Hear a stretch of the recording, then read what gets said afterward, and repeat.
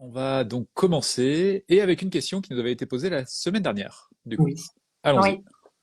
On a reçu effectivement une question d'une maman qui dit, et je la remercie vraiment de poser cette question-là parce que je pense que ça va parler à beaucoup. Euh, je me sens un peu démunie et coupable concernant mon garçon de 3 ans et demi qui pique des colères lorsqu'on ne va pas dans son sens. Il est autoritaire selon une professionnelle de santé. Comment puis-je l'aider? Merci pour votre retour. Donc, il y a plein de choses dans cette question qui Oui. sont intéressantes. Euh, Bon, on va commencer peut-être par ça. Un enfant qui pique des colères, déjà piquer des colères, on peut parler aussi de ce terme-là, on va en parler juste après. Quand on ne va pas dans son sens, c'est pas un enfant autoritaire, c'est un enfant qui gère mal sa frustration en fait. Euh, Disons qu'un adulte qui pique des colères, c'est un peu différent. Quand il s'agit d'un enfant de 3 ans et demi, il est tout petit, hein, 3 ans et demi, 3 ans et demi quoi. C'est vraiment, on est quoi là? On est sur de petite section, moyenne section. Euh, Enfin, c'est vraiment intéressant d'avoir en tête que la partie qui gère les frustrations, qui gère les émotions et qui gère la frustration, le cortex préfrontal, c'est ce qui est la partie du cerveau qui est juste derrière le front, n'est pas développée, enfin presque pas développée. Il y a vraiment pas grand-chose de développé à cet âge-là. De cette partie-là du cerveau, ce qui fait qu'il n'est pas équipé cérébralement parlant pour gérer sa En frustration. Donc ça va venir autonomie. en Tout à autonomie, fait. évidemment. Donc du coup, ça va venir petit à petit, ça va se développer de plus en plus, heureusement. Sinon, on serait tous encore à se rouler par terre dès qu'on n'est pas content. Ça nous arrive. Mais rouler par terre quand même. Donc bref, du coup, c'est déjà intéressant d'avoir cette donnée-là. C'est-à-dire parce que faut que ça change notre regard sur ce qui se passe.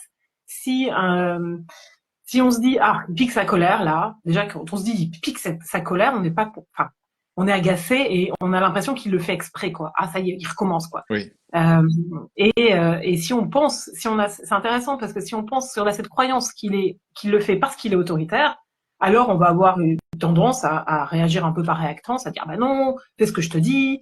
Et ce qui complique le problème parce que si on se place d'un point de vue de la maturation du cerveau, cet enfant de 3 ans et demi qui pique une colère quand on va pas dans son sens, c'est qu'il gère mal sa frustration. Mm. Donc ça veut dire qu'il est en état de stress. Et si on lui dit ah ben quand même t'exagères, voilà, et qu'on on rajoute une couche pour qu'il fasse ce qu'on lui dit et qu'on lui dit mais t'es autoritaire, arrête d'être autoritaire, alors ça va majorer son stress et donc ça va majorer sa colère Oui. et donc ça va amplifier le problème. Et ça donc déjà c'est vraiment déjà une clé que je trouve hyper intéressante là, c'est déjà de changer notre croyance autour de ça. Euh, alors ça peut nous agacer en tant qu'adulte parce que c'est vrai qu'un enfant de 3 ans et demi quand Mm. il est en colère, bon bah c'est pas facile à gérer quand on est adulte, c'est vrai. Mais ça nous appartient. Ça n'a rien à voir avec ce qu'est en train de vivre l'enfant, en fait. Mm. Et voilà. Déjà, donc, j'invite cette maman à avoir cette donnée-là en tête. C'est pas une question que son fils n'est pas autoritaire. Son fils a du mal à gérer la frustration, ce qui est tout à fait normal à cet âge-là. En revanche, c'est vrai que ce sont des idées préconçues, c'est-à-dire qu'on a souvent une image de l'enfant qui, enfin, souvent par notre histoire personnelle, on a été exposé à des formes de cris ou de colère qui ont été utilisées pour asseoir une certaine autorité, voire plutôt de l'autoritarisme d'ailleurs.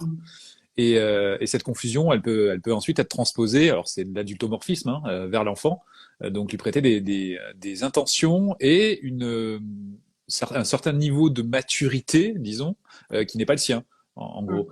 Donc c'est vrai que le fait, enfin, on en revient en fait à la base, hein, une pensée va déclencher une émotion et va déclencher un comportement. Le parent, si le parent pense que l'enfant est manipulateur, est en train d'essayer de prendre le dessus, de dominer, bah forcément, l'émotion chez le parent, ça va être une émotion défensive, une émotion de colère, et on se rend compte que voilà, ça alimente le rapport de force. Alors qu'en réalité, l'enfant est lui-même victime de son émotion, si on veut, enfin Bah, victime entre guillemets quoi. par exemple, en tout cas, il le subit autant que nous dans C'est ces ça, moments-là. c'est ça. Mm. Et c'est une réaction de stress, en effet. C'est pas une réaction programmée. C'est une réaction, enfin si, c'est une réaction programmée automatiquement, mais pas une réaction intentionnelle ni envisagée sur un long terme. C'est quelque chose qui arrive sur l'instant. L'émotion déborde l'enfant, le stress déborde l'enfant. C'est Donc pas déjà se conscient. convaincre de ça. Oui. Voilà, c'est ça. Mm. C'est pas conscient du tout pour lui et on le voit il y a un taux de cortisol qui est fort et donc qui est l'hormone du stress. Enfin, on voit que c'est vraiment une réaction de stress. Ça, les études le montrent très bien. Et donc il y a même plus de débat autour de ça. Ça, les neurosciences nous le montrent très bien. Donc ça, c'est intéressant de pouvoir changer le regard qu'on porte déjà. Je trouve que déjà, ça change. Enfin, moi, sincèrement, en tant que maman, je trouve que ça change tout. À partir du moment où on arrive à prendre un peu de recul et se dire, bah, ok, il le fait pas exprès, en fait. C'est pas pour m'embêter. C'est juste qu'il est en train de le subir et et du coup, ça amène plus une réaction de, ok, bah comment je peux l'aider, au Ouais, fait, plutôt que ah bah ça y est, elle recommence. Euh, donc on peut en avoir marre. Pour autant, ça amène pas la même dynamique dans la relation. ouais, Euh, et en plus, ça donne à voir à l'enfant que bah, s'il a besoin d'aide, son parent est là. Versus, bah, si j'ai besoin d'aide, mais là, mon parent c'est ça. m'engueule, quoi. Et je me sens diminuée, je sais pas comment faire. Et du coup, c'est pour ça qu'ils paniquent souvent, les enfants. C'est, ah, je suis pas à la hauteur de... Ça, c'est hyper important pour un enfant. Les enfants sont vraiment programmés pour répondre aux besoins de l'adulte. Donc, pour être aimé, en fait. Pour se sentir aimé et pour qu'il y ait un adulte qui s'occupe de lui. Ça, on est programmé pour notre survie comme ça. Donc, ce qu'il va voir quand on est en train de quand il se sent pas compris par l'adulte et qui a l'impression de ne pas répondre à ses besoins, ça le fait paniquer encore plus. Enfin, ça fait Et en vraiment paniquer. détresse, ouais. C'est Mm. ça. Et du coup, ça rajoute vraiment beaucoup de stress. Et ah, alors j'arrive pas à gérer. Enfin, évidemment, il se le dit pas comme ça, mais son système nerveux réagit comme ça. On n'arrive pas à gérer. Et en plus, je correspond absolument pas à ce qu'il faut parce que je vois bien que ma mère ou mon père s'agace ou les professionnels de santé Oui.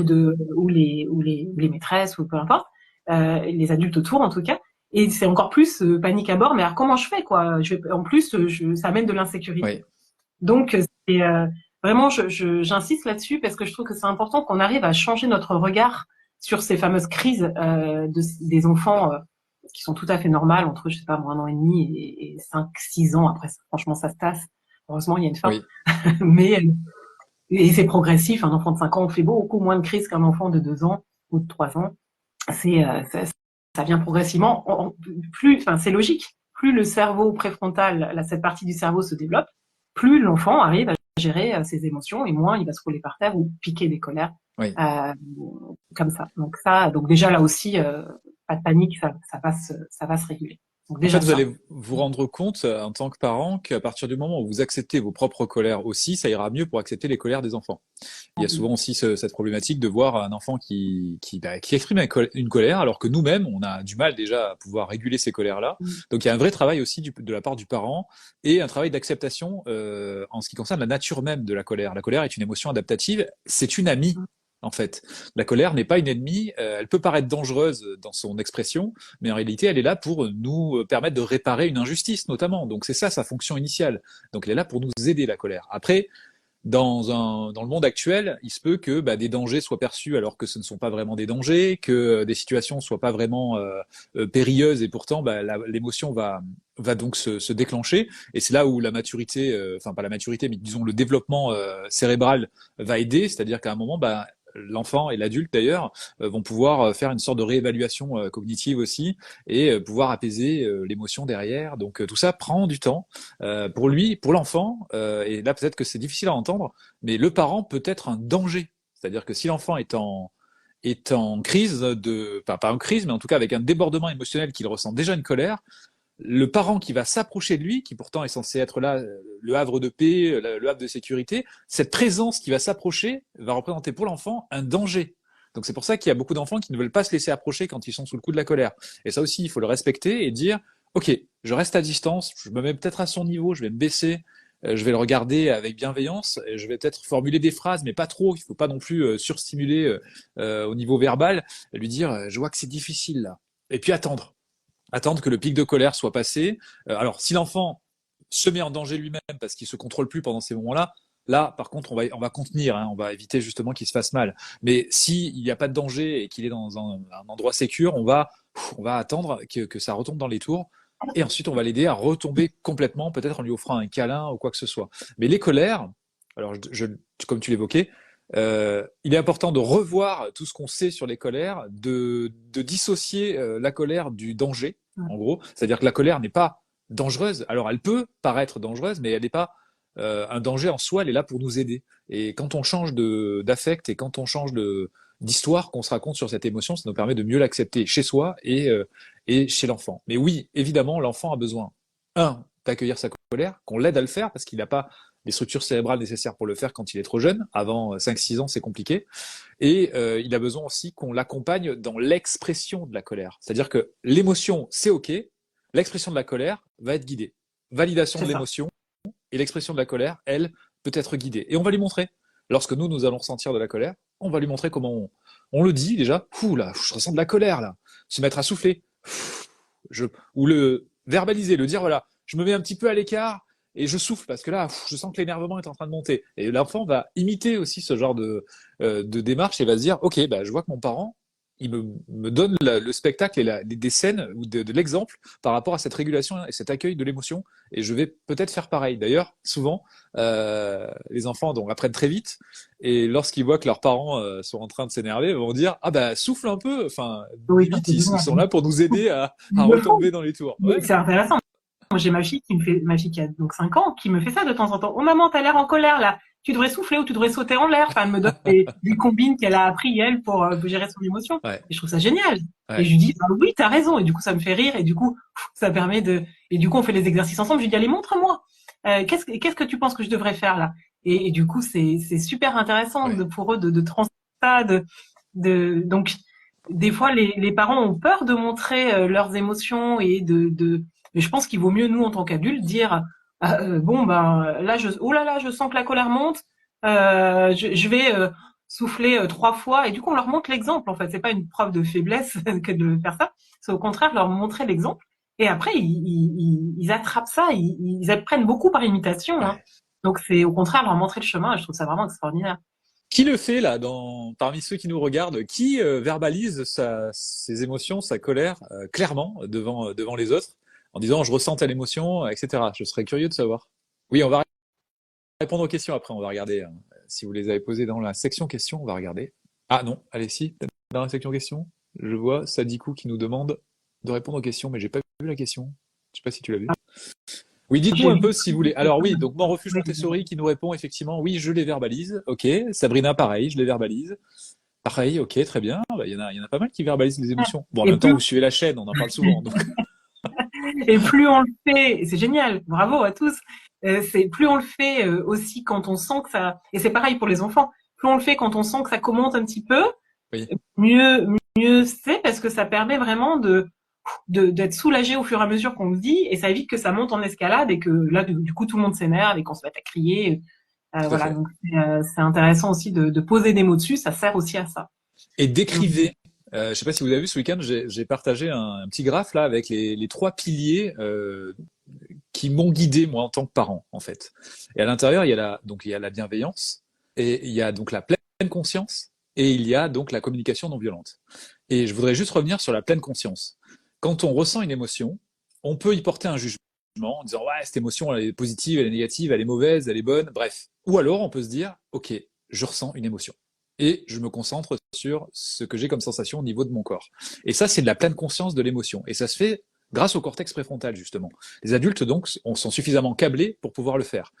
Et plus on est dans ce mode descriptif, lorsque les émotions émergent, plus on a de chances de pouvoir justement aller jusqu'au bout, c'est-à-dire comprendre quel était le besoin ensuite qui était insatisfait et qui a déclenché l'émergence de l'émotion en fait. C'est pour ça que cette notion de pleine conscience d'ailleurs que vous pouvez tester au quotidien avec un truc très simple que tout le monde porte avec lui, c'est sa respiration.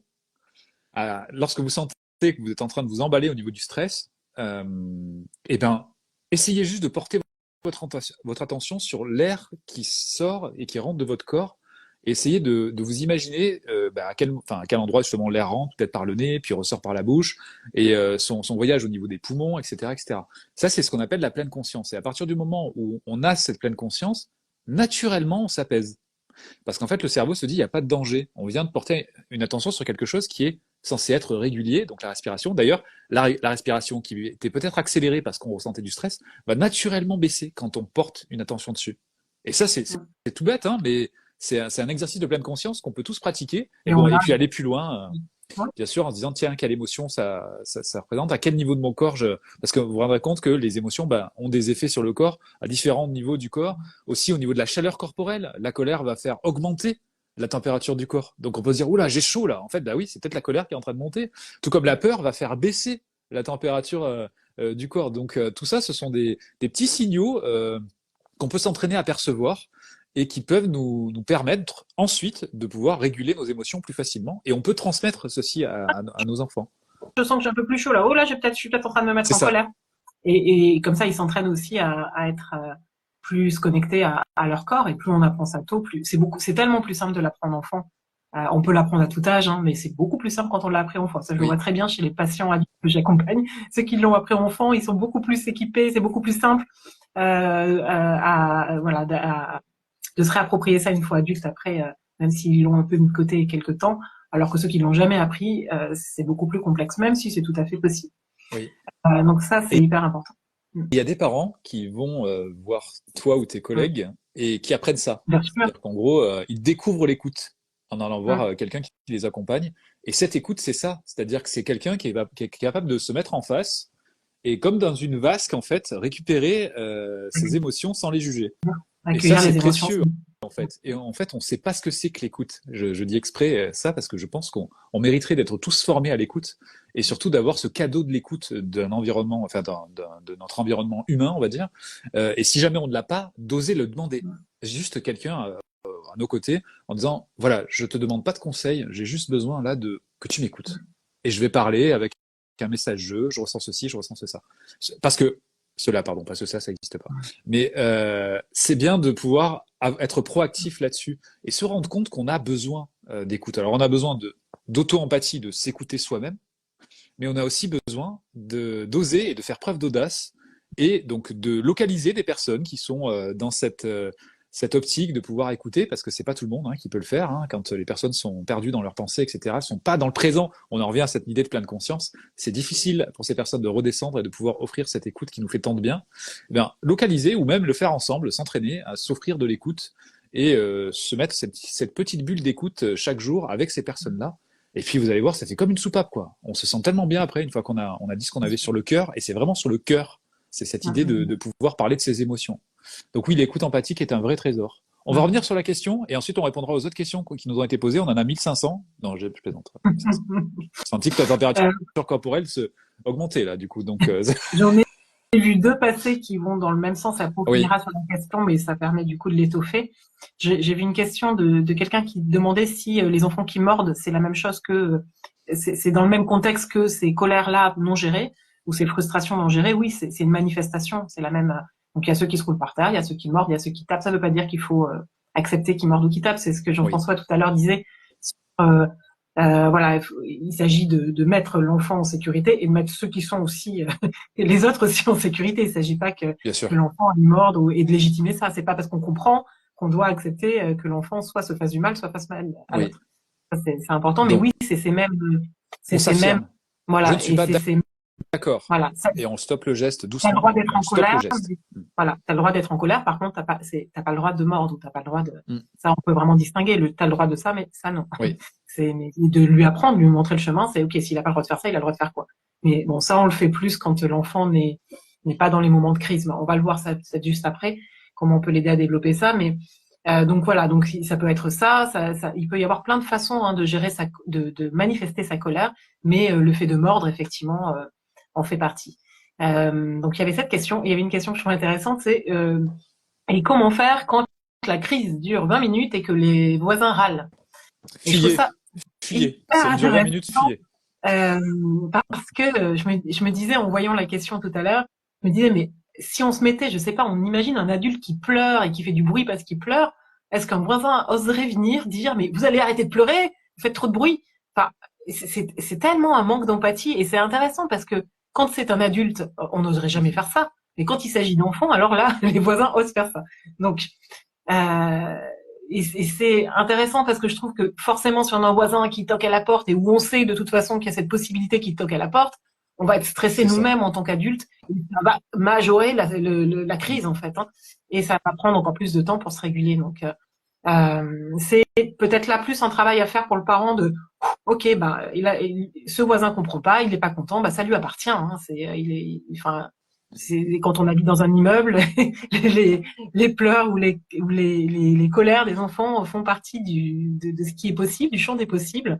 Et c'est aussi de se dire bon bah ça lui appartient, c'est peut-être à lui de gérer son énervement face à la colère de mon fils ou de ma Oui, fille. Et moi, au contraire, j'essaye de rester la plus calme possible, me dire que ça lui appartient, et de me dire que mon enfant le fait pas exprès et de se focaliser plus sur l'enfant que sur le voisin finalement. Oui. Ça c'est important, et c'est valable dans la rue aussi, hein, Alors j'y d'ailleurs. venais justement. Vos voisins ne savent peut-être pas comment fonctionnent les émotions. C'est ça. Leurs propres émotions déjà. La preuve, c'est que dès qu'ils ressentent de la colère, ils ont envie de taper contre le mur ou vous gueuler dessus. Donc ça veut dire qu'ils ont Elle les met en colère. une expression émotionnelle qui nécessite d'être guidée et qui n'a jamais été fait peut-être dans leur vie. Donc peut-être qu'il est important aussi de se dire on communique.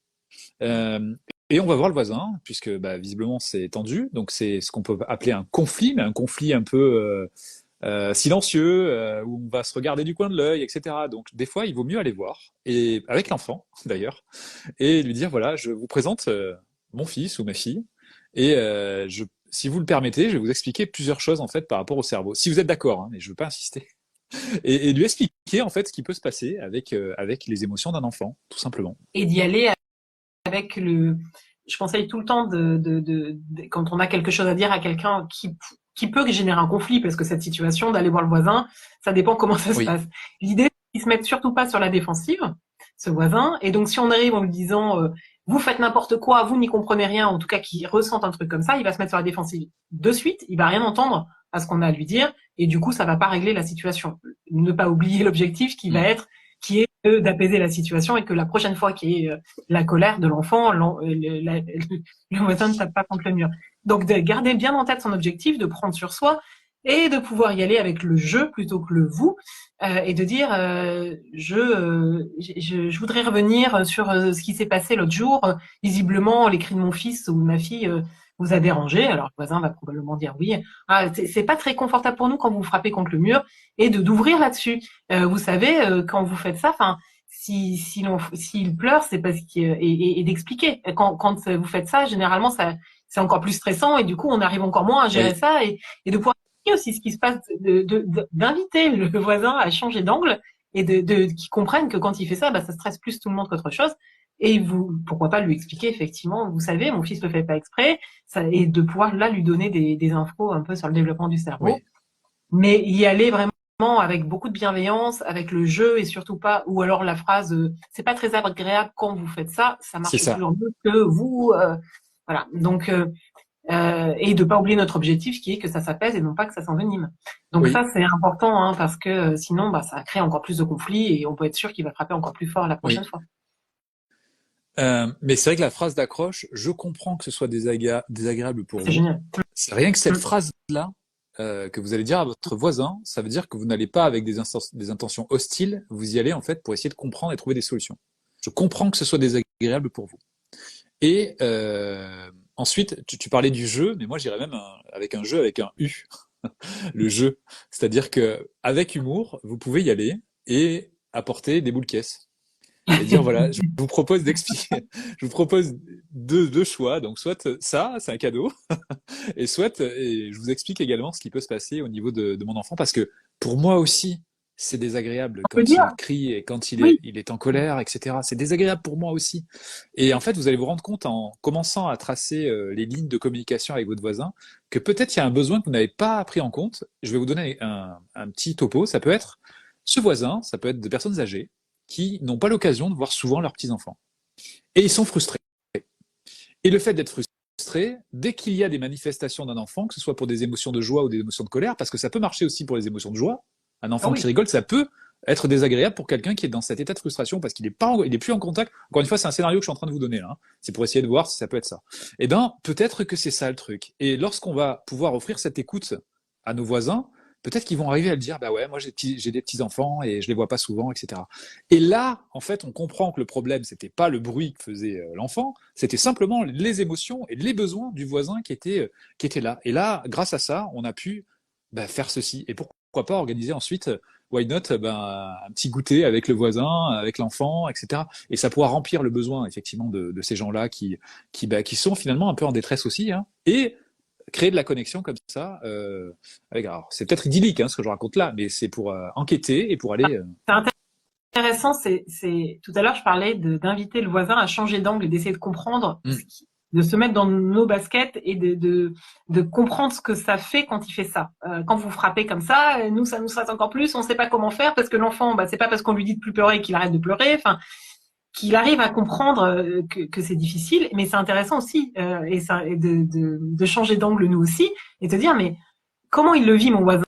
Si on se met à sa place, c'est sûr que s'il a envie d'être tranquille après que ce soit quelqu'un de retraité ou même quelqu'un qui travaille, de se dire il rentre chez lui, il entend une grosse crise, bon, on peut comprendre que ça l'agace quoi, et c'est ok. Alors de là à frapper contre le mur, c'est une chose, c'est encore autre chose.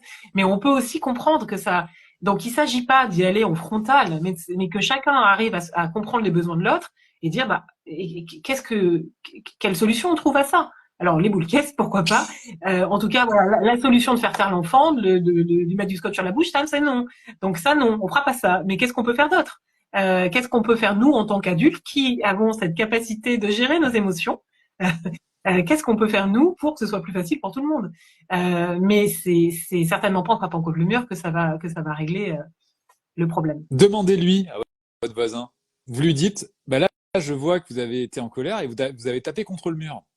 Qu'est-ce qu'on pourrait faire pour réguler la colère, en gros? Attention, comment il peut le prendre? Mais non, mais parce que du coup, c'est le même problème. C'est-à-dire qu'on a un Oui, enfant c'est qui est une chose. débordé par son émotion et on a un adulte, un voisin, donc qui lui aussi a été débordé par son émotion. Et je me dis, bah ouais, bah allons-y, essayons de réfléchir à ses émotions. Son miroir, c'est hyper intéressant. C'est-à-dire qu'il est en colère, que l'enfant est en colère et il n'arrive pas à gérer et lui aussi fait sa crise. Enfin, en miroir, c'est hyper intéressant à regarder. Bah ouais, c'est clair. On prend un peu d'angle, si on change d'angle et si on regarde la situation comme ça, un peu avec un peu de hauteur. Alors, c'est extrêmement désagréable pour tout le monde sur le moment, mais c'est la même situation au miroir, Oui, quoi. C'est un adulte qui est en capacité de gérer c'est ses ça. émotions.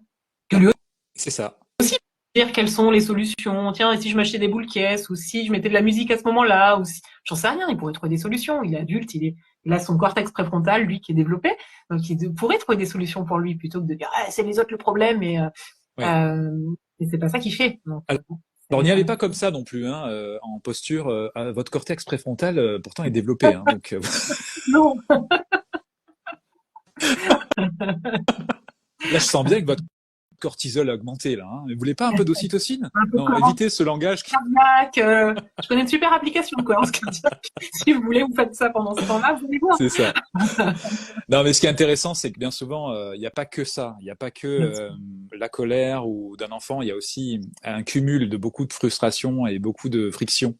Et des fois, c'est juste symptomatique. Et lorsqu'on y va pour essayer de démêler le conflit, on détricote en fait tout ça et on arrive à regarder ce qui se passe réellement chez le voisin, chez soi. Bref, et on se rend compte vraiment que c'est une détresse d'un côté et une détresse de l'autre en fait. Et une fois qu'on a écouté cette détresse, ça peut déboucher sur des solutions, de l'écoute et de l'empathie. On en revient à ça, hein, cette idée d'empathie. Hein. Des deux Ouais, côtés, autant que possible.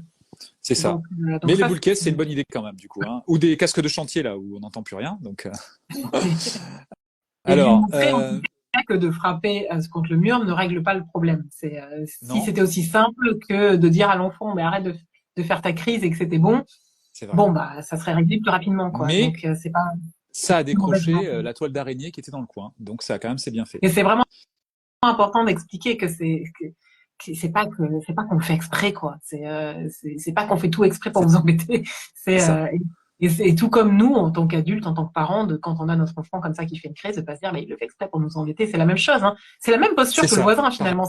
Pareil. Ah, mais t'arrêtes ta crise, mais tu vois bien, mais pourquoi t'es en colère pour ça? Mais Oui, c'est pas possible. T'es grand maintenant. Et ça, je l'entends tellement souvent dans la rue, dans le parc, t'es grand.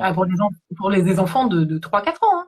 Donc, on a la même posture parfois que ce fameux voisin. Donc, c'est intéressant aussi, hein. J'invite tout le monde à pas se dire, voilà, il y a lui qui est méchant, je suis gentil, moi, enfin, ou le professionnel de santé qui a rien compris, moi. Enfin, c'est vraiment de se dire, bah, que tous être parfois dans cette posture-là, et c'est comment on fait individuellement. Déjà, c'est aussi notre responsabilité individuelle C'est ça. d'essayer d'être de moins en moins dans cette Oui. posture-là.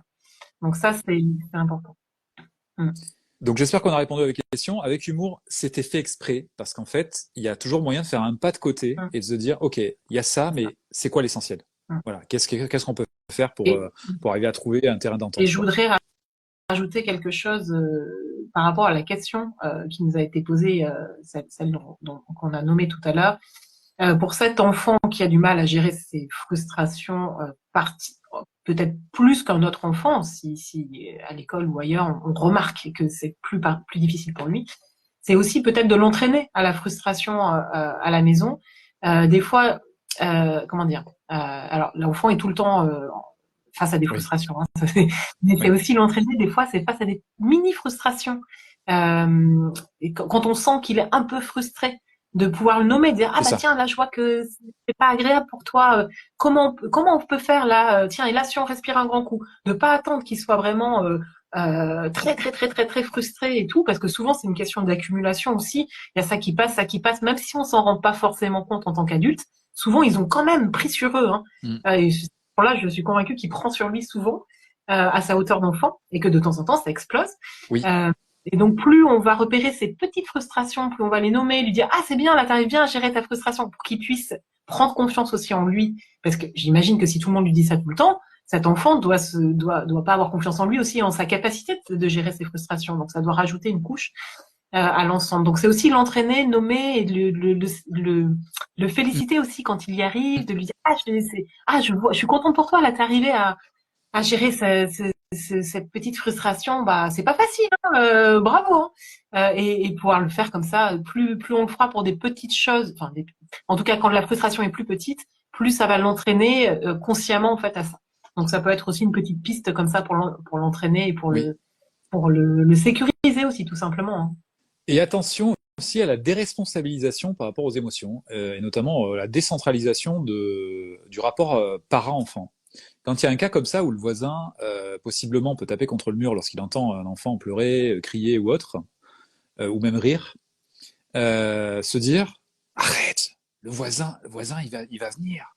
Ou on le voit parfois même dans les magasins, euh, l'hôtesse de caisse elle va t'engueuler. Dans le train, En fait, le oui, ou monsieur dans le du train. train. Ouais, c'est ça, c'est ça. Et je dirais que c'est assez pernicieux parce que du coup, on fait comprendre à l'enfant qu'il y a possiblement des autorités extérieures et puis qui sont même au-dessus de ce rapport entre le parent et l'enfant. Et je trouve que ça met l'enfant sous stress aussi dans certains environnements, alors que eh ben, on cherche plus les besoins, on cherche plus les émotions. On se dit bah voilà, il y a cette autorité avec ses règles. Qui va te dire faire ci, faire ça. Donc on donne pas de sens, on donne rien et on n'explique pas ce qui peut se passer. Et finalement, on n'est pas en train de vraiment demander à l'enfant ou de le guider ou de l'accompagner dans cet accueil des émotions, cette expression des émotions, mais on est en train de faire intervenir une sorte d'autorité omnipotente qui va être symbolisée par le voisin, par l'hôtesse de caisse, par le contrôleur dans le train, alors qu'en réalité, il a besoin surtout qu'on l'accompagne et qu'on soit des co-régulateurs avec lui de ça. Donc c'est vraiment le duo hein, qui est important à ce moment-là. Et en fait, il n'y a pas besoin de quelqu'un à l'extérieur avec cette menace de tu vas être sanctionné, tu vas être puni par quelqu'un qui. Mais moi, je peux rien faire. En plus, je peux même pas te protéger. Et en plus, cette notion-là de je peux pas te protéger de ça, du coup. Donc, je C'est trouve que ça. c'est assez dangereux de parler de ça et de parler de cette autorité extérieure. Le Prenons plus. policier, Bah le ouais, Père Noël, le policier. Ah oui, oui, le le policier. Père Noël aussi. Oui, Hein, oui, oui. ça c'est pareil, c'est un C'est de ça. attention, C'est ça. il y a quelqu'un d'autre qui va venir. Et effectivement, ce que tu dis, c'est hyper intéressant. Et moi, je suis impuissant, Ouais, ce quelqu'un d'autre va venir. C'est hyper insécurisant si on se met à hauteur d'enfant. c'est ça. Donc et puis c'est contre-productif le plus souvent. Hein. C'est Oui. juste de la peur là. Hein, et on régule pas son émotion par la peur, ça marche pas. Euh, Exactement. Au contraire, ça va différer l'expression de la peur qui sera, enfin, l'expression de l'émotion qui sera encore plus grosse ensuite, quoi. Donc, il vaut mieux prendre nos responsabilités. Quand je dis prendre nos responsabilités, c'est dire à l'enfant déjà, je ne suis pas d'accord avec ça, avec ce comportement, être ferme. Et la bienveillance, bien sûr, elle va arriver ensuite. C'est que on va aider l'enfant à s'apaiser, on va essayer de comprendre d'où vient l'émotion, quel était le besoin, etc., etc. Mais en aucun cas déporter cette autorité ou cette relation pour vraiment garder ce lien avec l'enfant et lui faire comprendre qu'il est en sécurité avec nous et qu'il n'y a pas quelqu'un qui peut venir chambouler cette sécurité extérieurement, même si effectivement c'est possible, mais là c'est inventé, c'est cette autorité supérieure là qui n'a pas oui, lieu d'être dans ce... Voilà, c'est c'est ça. ça. Et parfois, c'est juste que ça arrange bien le parent de dire qu'il y aura quelqu'un d'autre qui viendra parce qu'on voit bien que l'enfant ne nous écoute Oui, pas. Et ça, c'est là, dans ces moments-là que c'est pas vraiment adapté, quoi. Et oui. ça ne règle pas le problème. Puis il y a un sentiment d'impuissance, comme c'est écrit effectivement ici par rapport à ça. Et justement, s'il y a cette peur de punition ou de sanction par quelqu'un voilà qu'on comprend pas, qui est le voisin, qui va venir, qui va gueuler, qui va c'est ce genre de phrase qu'on peut dire, ben, l'enfant va essayer d'éviter tout ça, mais effectivement, ça fait une source de stress et une source de pression supplémentaire par rapport à lui. Il est plus au contact direct avec ses émotions. Il a cette peur qui vient s'immiscer, quoi. Donc ça, c'est contre-productif et surtout, c'est pas extrêmement efficace, on va dire, au niveau de l'apprentissage des émotions. Surtout que les émotions, pardon, non, oui. Je disais, les émotions, elles sont naturelles. À partir du moment où on fait intervenir une autorité ou de l'autoritarisme plutôt pour venir étouffer l'émotion, c'est pas normal en fait. C'est-à-dire qu'en gros, les émotions sont là pour être accompagnées, et c'est que par cet accompagnement avec l'enfant et ce guidage sur l'expression de l'émotion qu'il va réussir progressivement à le faire en autonomie, mais pas par peur de. Tu vois, si un enfant comprend que s'il exprime sa colère, il va être puni, ou il va être frappé, ou on va lui crier dessus, ou quoi que ce soit, ouais, il va l'étouffer sa colère. Mais il va surtout pas l'écouter pour savoir ce qui n'allait pas, donc elle va ressortir n'importe comment, n'importe quand, ou peut-être se transformer en une autre émotion qui, elle, sera acceptable, par exemple la tristesse, donc il va se mettre à pleurer alors qu'en fait c'est la colère qui aurait dû émerger. Donc tout ça, ça ne permet pas d'avoir un lien sain entre l'émotion, le véritable besoin. Donc autant éviter, disons, de faire ceci et clarifier en fait clarifier le message, la communication interne entre les émotions et les besoins, et la communication externe, c'est-à-dire que le parent accueille, constate l'émotion et guide l'enfant vers une expression qui va progressivement être ensuite intégrée par l'enfant. Par exemple, il saura que la colère, on tape pas en fait. La colère, on peut l'exprimer en soufflant, on peut l'exprimer en bougeant si on a envie, on peut l'exprimer en écrivant, en gribouillant, mais pas effectivement en agressant quiconque, quoi. Fait ça, plus ça leur permet vraiment d'apprendre à gérer leurs émotions. Les enfants qui étouffent la colère font ensuite des adultes qui ne savent pas gérer leur colère, soit qui l'inhibent complètement, donc ils la ressentent plus du tout. Ça veut dire que ça s'imbibe pas dans le corps, mais ça ne se manifeste pas, ou alors ça se manifeste trop. Tout à l'heure, quelqu'un posait la question sur l'impulsivité en tant qu'adulte. Ça peut se manifester aussi comme ça. C'est-à-dire que si on n'a pas appris à gérer notre colère enfant, alors il y a quand même pas mal de probabilités qu'on soit un adulte beaucoup plus impulsif, qui est en incapacité de gérer notre colère finalement. Oui. Ça, c'est important. Je voudrais qu'on revienne sur les 20 minutes. 20 minutes, c'est pas de la colère. 20 minutes, c'est une décharge de stress. Une colère, ça dure quelques secondes, en fait. Elle s'exprime, mais tu m'arrêtes si je me trompe. Mais 20 minutes, c'est un cumul. 20 minutes, c'est un cumul de stress, et l'enfant va décharger pendant tant de temps. Ça veut dire peut-être que, c'est comme tu disais tout à l'heure, les premiers signes de frustration, d'énervement n'ont pas été entendus. Et l'enfant n'a pas pu justement recevoir un câlin au moment où il en avait besoin, par exemple, ou de l'attention, ou souffler quand il en avait besoin, ou bouger quand il en avait besoin. Et du coup, à un moment, c'est comme une cocotte minute, boum, ça sort. Et 20 minutes, effectivement, ça peut ressembler à ce type de décharge de stress, justement. Donc voilà. Je reviens sur cette métaphore des briques, c'est ce cumul-là, il y a un petit truc, un petit truc, un petit truc, un petit truc, ça s'accumule, jusque-là ça passe, après il y a un seuil d'adaptation. C'est au moment où l'enfant dépasse son seuil d'adaptation qu'il y a la crise, oui. Mais c'est pas tant le dernier événement en soi qui fait qu'il y a cette crise, c'est l'accumulation.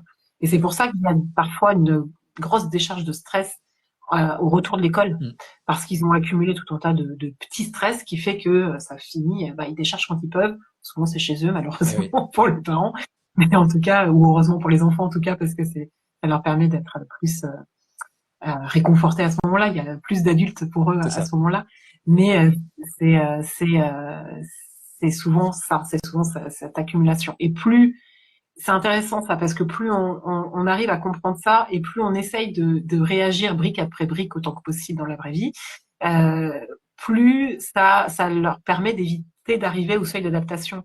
C'est-à-dire des fois on sent qu'ils sont un petit peu agacés, mais on est pris dans notre quotidien, dans les il faut, je dois, et on laisse passer. On dit il est un peu agacé, c'est pas grave, ça va, il y a pas de crise, ça va, ça passe.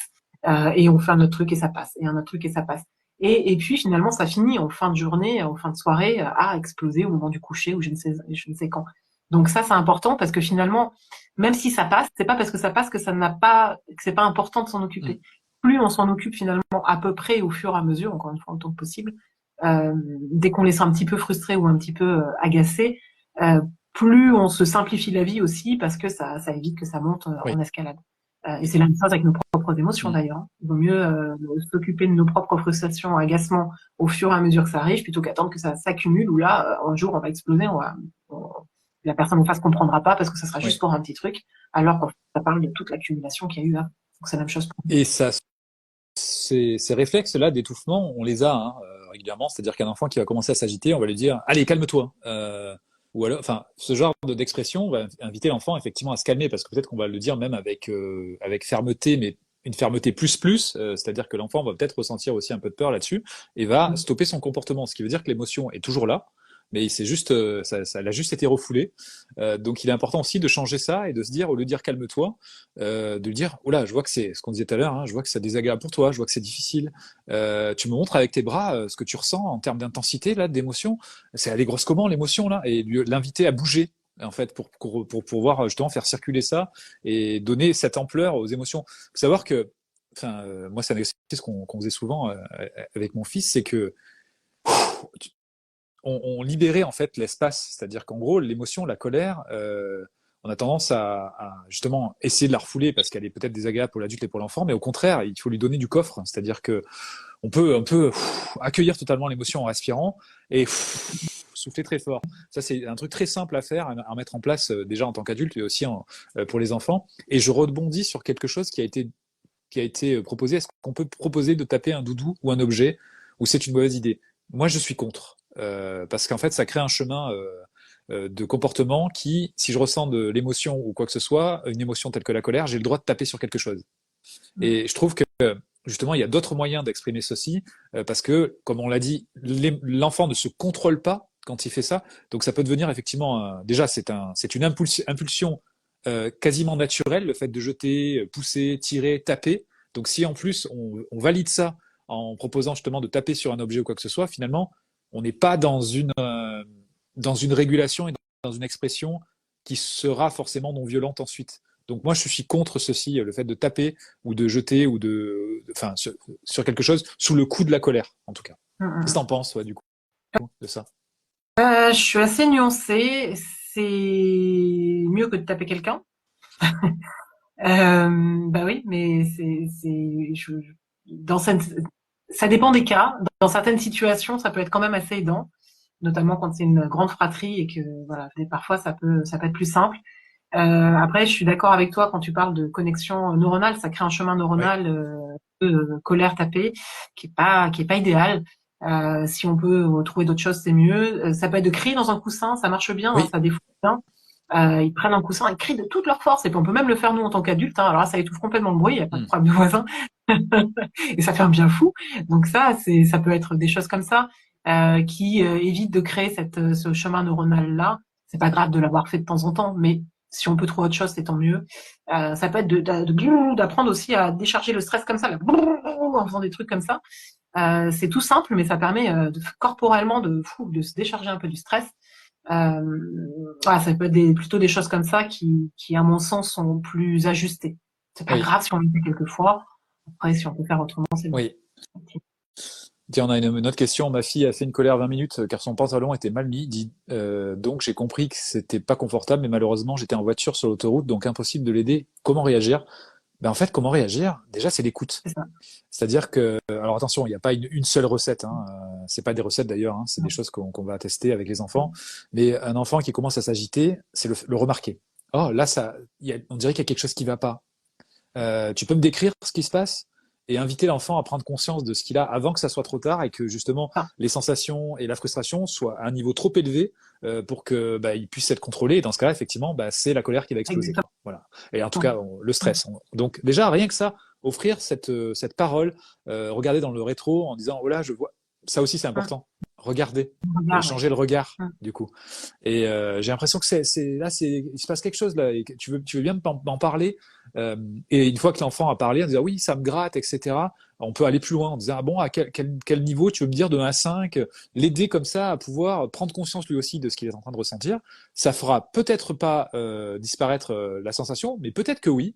C'est-à-dire qu'en fait, ça a été démontré d'ailleurs, hein, même pour le cas des douleurs qu'on accueille en pleine conscience diminuent en intensité. comme les Et émotions. ça peut être aussi, ouais, ouais, ouais. Hum, Donc ça peut être là aussi, on peut guider l'enfant comme ça dans cet accueil de ce qu'il ressent c'est et ça. pourquoi pas ensuite, une fois qu'il se sent un peu plus calme, partir sur distraction, mais vraiment quand il est plus calme, hein, pas pour le botter en touche et lui dire ah bah tiens regarde le nuage. Non non, On Ça va marche pas. d'abord accueillir totalement les choses, et ensuite, une fois qu'il sera plus calme, etc., et ben pourquoi pas lui poser une question qui sera sur un sujet un peu différent et partir sur autre chose. Mais d'abord, apaisement par l'écoute, et ensuite on passe sur autre chose, quoi.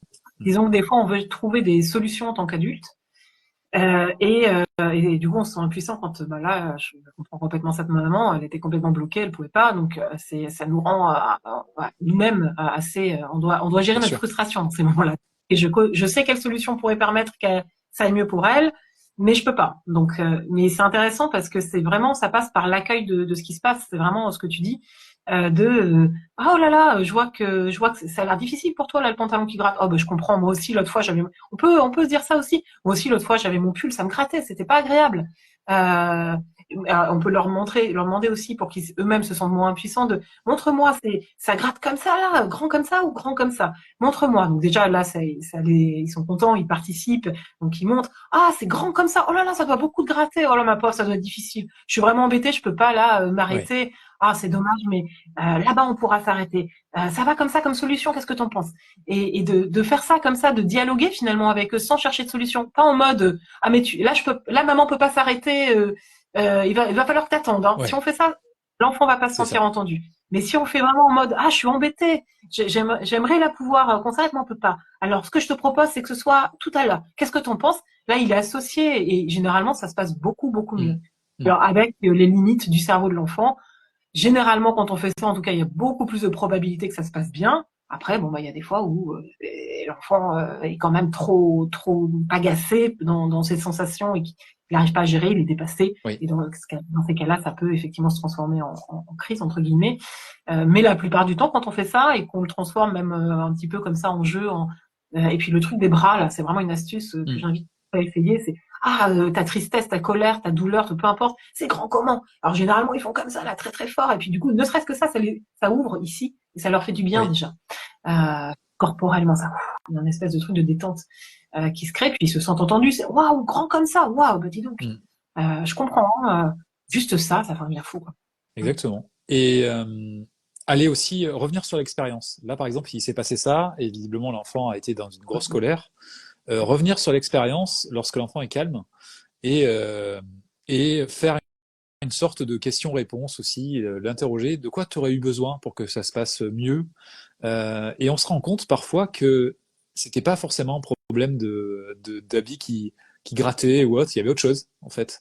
Des fois, Ou ça me alors suffit. ça faisait écho à une autre expérience que l'enfant a eue et ça lui a rappelé ça en gros. Et peut-être que c'était pas ce besoin et en fait l'enfant avait peut-être simplement besoin avant ça de bouger, etc., etc. Et cetera. Et il faut savoir que les enfants ne savent pas comment accéder à leurs besoins. Ils sont trop jeunes pour ça. Donc parfois, ce qu'on appelle un peu les objectifs mirages en discipline positive, ils vont avoir des comportements qui vont, pour eux, c'est uniquement ce qu'ils ont en tête, ils peuvent réagir que comme ça, mais ça ne leur permet pas d'atteindre l'objectif qu'ils voulaient parce qu'ils ne savent pas comment s'y prendre. Donc en gros, ben, ils ont des comportements qui peuvent nous paraître un peu illogiques à nous et incohérents, mais en fait c'est leur tentative à eux de pouvoir accéder à leurs besoins. Et on est là pour leur apprendre en fait à petit réussir à recoller ceci à leurs besoins. Exactement. Ouais. Donc j'espère que ça a été aidant pour la maman J'espère, qui a posé la question. j'espère. En tout cas, Euh, voilà, c'est toujours cette question d'accueil. Hein, garder tout le temps ça en tête. Dès qu'il y a une émotion qui est entendue, elle baisse en intensité. Une émotion qui est rejetée, c'est-à-dire on va chercher une solution, ça va augmenter en intensité. C'est vraiment, ça fait plus de bruit pour se faire entendre en fait. Hein, et ça, c'est valable pour les enfants, pour les adultes. Si on n'écoute pas notre propre émotion, elle va devenir plus ouais, forte. Euh, oui. et c'est contre-productif en fait. On a une question sur des chats, ça t'intéresse? Sur les émotions des chats. C'est ça. Non, non, j'ai. Donc, mon refuge Montessori qui nous dit bonjour, je garde depuis peu de temps une enfant de 2 ans et demi. Elle a trait de mes chats. Je sais pas, j'ai pas compris du coup. Par contre, donc voilà, je garde une enfant âgée, pardon, de 2 ans et demi. Elle a très peur, pardon. Ah. Elle a très peur de mes chats. Comment l'aider? Bah, d'accueillir sa peur aussi, plutôt que lui dire, mais non, t'inquiète pas, regarde, ils sont tout doux. Déjà, ah, t'as peur des chats? Ah, bah, je comprends, hein, moi aussi, des fois, j'ai eu peur du chien, j'ai peur, j'en sais rien. Déjà, de juste, déjà accueillir. Et j'invite cette personne d'essayer ça déjà. Tu disais, oh, bah, dis donc, t'as peur. Bah, ouais, je comprends, hein, alors, j'espère qu'après, ça ira mieux parce qu'ils sont gentils et tout, mais Mais c'est vrai que des fois, on a peur comme ça quand c'est nouveau.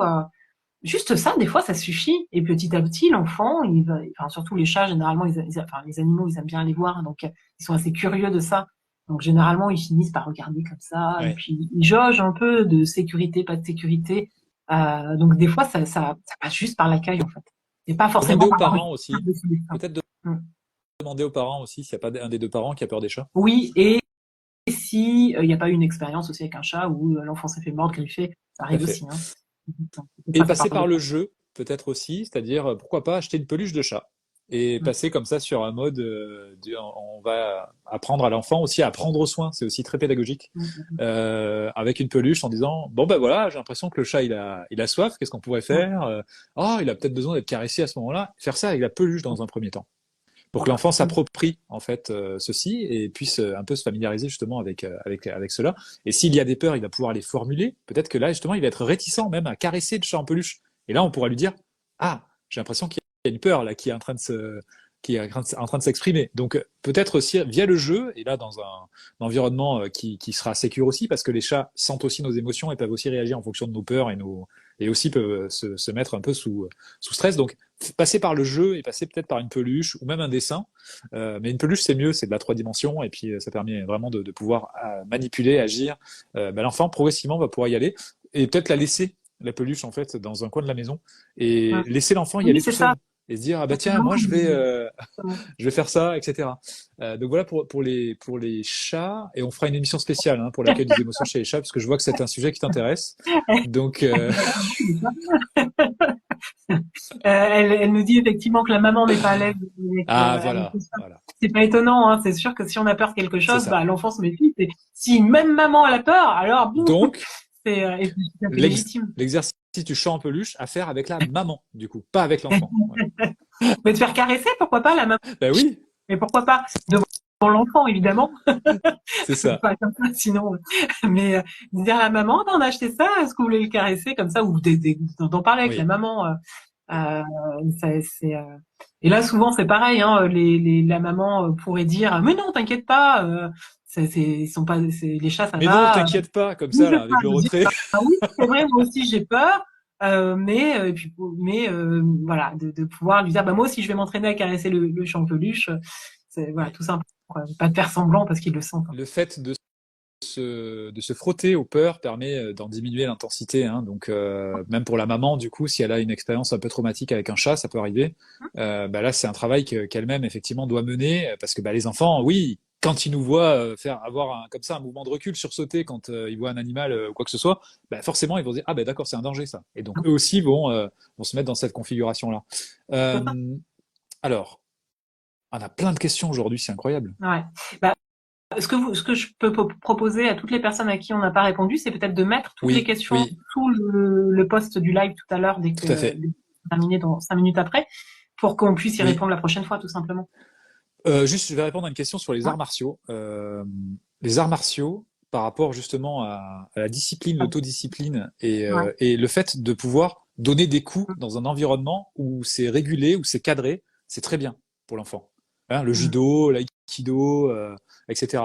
L'enfant sait que justement dans le dojo ou dans ce périmètre-là, il a le droit de taper à tel endroit, à tel endroit, à tel endroit. Ça permet de travailler sur l'autodiscipline et surtout le respect des règles donc en Mm. dehors des interdits. Et l'enfant, effectivement, peut en même temps pouvoir se défouler dans cet environnement sécure, parce que là, il peut pas se faire mal et il sait qu'il peut taper à tel ou tel endroit. Donc, moi, je dirais les sports de combat, et notamment dans un environnement qui n'est pas la maison, où justement, c'est là où il peut y avoir de la confusion. Si je tape sur un objet à la maison, dans ce cas-là, pourquoi pas taper sur un humain à la maison, quoi. Donc là, non, on est vraiment dans un lieu où c'est pratiqué, c'est un sport, il y a des règles, tout le monde applique ces règles-là à ce niveau-là. Donc moi, ouais, c'est plutôt intéressant de pouvoir faire ça à ce niveau-là, quoi. Mm.